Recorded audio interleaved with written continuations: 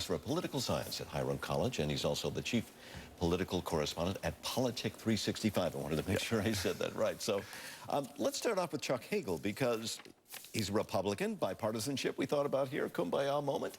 Right. It is not working out so well. Yeah, there's no kumbaya moments in Washington, D.C. The Republicans are still very bitter. A lot of them don't like that Chuck Hagel has been so close to Barack Obama for a long time, but I think this is a bunch of sort of chest beating right now. I think Hagel's going to get through. Obama might have to fight for it, but I think he's going to get through. You don't think it's going to be a squeaker? Some even suggest there is the potential he may not get the nod. The thing is, I think there's a lot of Republicans who will come out right now and say we have a problem with him, we have to really vet him, but many believe in sort of the constitutionality of the president being able to select their cabinet, and there's a lot of Republicans who still feel, look, in the end we're going to let him through. The president should be able to should be able to have his cabinet. We'll argue with him about policy later. The problems that Republicans especially seem to have is, of course, comments that he has made in reference to the Israeli lobby on Capitol Hill. He's also talked about trimming the budget with the defense budget. So, I mean, are these real non-starters here, or is this just the Republicans wanting to come up with a way to complain? I think when you're the out party, you have to complain. Democrats did the same thing with George Bush. Chuck Hagel, when he was a Republican, these comments were fine. Now that he's somebody that Barack Obama likes, there's going to be a bit of an issue. Anytime you make criticism of Israel in the United States, there's going to be some problems. Anytime you talk about cutting military spending, there's going to be some problems. But ultimately, is that enough? Do you really want to cause this kind of fight with the president? Not right now, not with the debt ceiling, not with bigger issues looming. All right, I want to move on to some of the others. What do you think of Jack Lew? Of course, he's out there to replace Tim Geithner. Seems that we're on the verge of a different kind of philosophy now.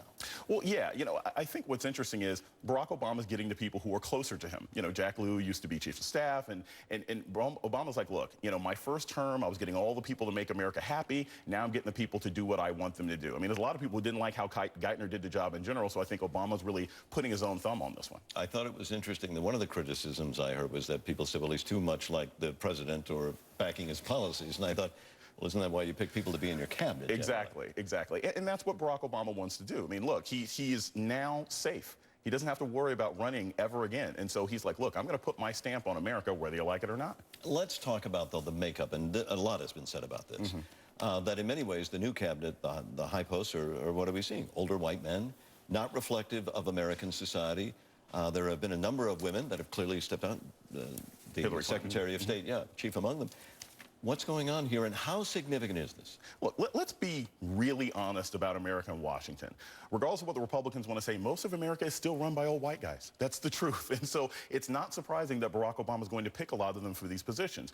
But if you look at the totality of who he has selected, it's not that much of a problem. You've got Elena Kagan and Susan Sotomayor on the Supreme Court. I mean, he still has a lot of opportunity here to make his cabinet look more like America. So I think this is much ado about nothing, at least right now. But that said, there was one criticism I read. It was a commentary, and it said maybe somebody ought to present the president with binders of women, which was, of course, the criticism that had been placed against Mitt Romney. It does have people wondering. I mean, that you can say, all right, yes, but are these the only qualified candidates? Oh, no, of course not. Of course not. And that's why the Congressional Black Caucus has stepped forward and said, look, you should take Barbara Lee. You should take Mel Watt. That's why there's a lot of people right now saying, look, with Hilda Solis stepping down as labor secretary, and if you want to talk about immigration, you want to talk about commerce, you need to put another woman in there, probably a woman of color. So I think Obama has some time. The question will be, how aggressive is he going to be in selecting these positions? I think that's more important, and we have to see. All right, Jason Johnson, thanks very much for coming in and talking politics with us. Thank you. Always appreciate it. Well, next...